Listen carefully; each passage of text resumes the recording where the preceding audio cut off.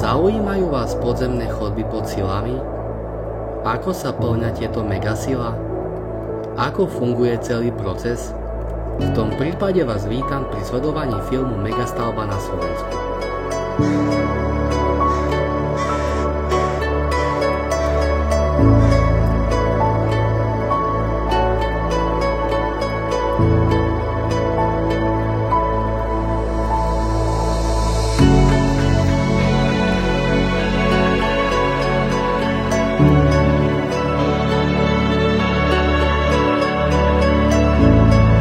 Cieľom každého poľnohospodára je pozbierať úrodu v čo najkratšom čase, v najlepšej kvalite a pri najmenších strátach.